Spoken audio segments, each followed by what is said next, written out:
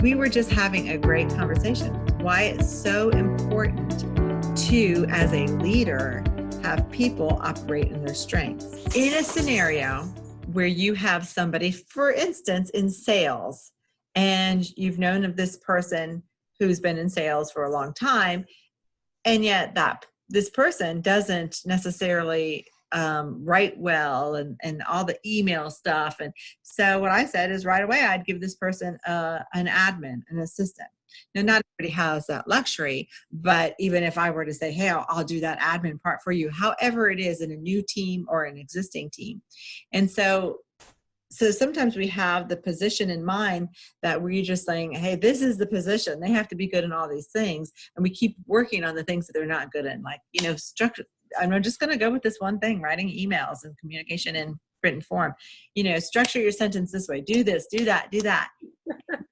We're really not getting the traction we need with the person.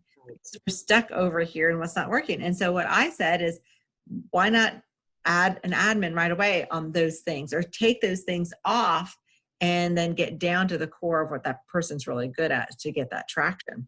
And what did you say? I said plug and play components, really, exactly. Break down the pieces into a little bit more. But you also had, great insight to why that's important.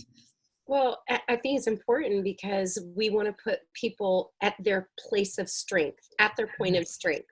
And if we don't, they're expending themselves, right? They got to work hard and pour all of their energy into working at this area that they're not that's not a strength. And then by the time they get to the place where they can operate in their strengths, they're expended. And so good. Putting people in the place where we are strong so that we can soar with our strengths, we can find that support because we all have different giftings, and we can align ourselves to be much more impactful and effective if we keep that in mind and really focus on our strengths and building a team, or if we're leading a team, putting those people that are on our team in the places where they're strongest.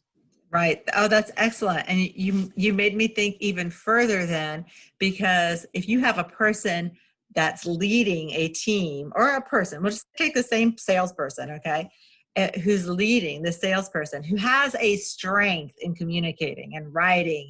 And so that's an area that she's strong in besides, the other things that she does. And so she keeps seeing this person who does not have that skill. We'll call it a skill, really, that area. But the strength, within another clip, we can say how all these things come together. We do in our courses. But you have this person that's bearing down, saying you've got to, and can't understand that it's not going to be a place that he or she operates in fluidly like the leader does. Then if you, like you said, the person expends himself trying, and doesn't have the energy over here, that is such a frustrating place to be, because he did not please his leader. And most of us like to please the person. The leaders serve us, but we serve the leaders too. And so we like to do that. So it becomes a downward spiral. It can be a really hard place, rather than stepping back, breaking out all those components of a position and really seeing where people have the skills and what their strengths are, what their talents are, what their passions are. Passions play into it too. So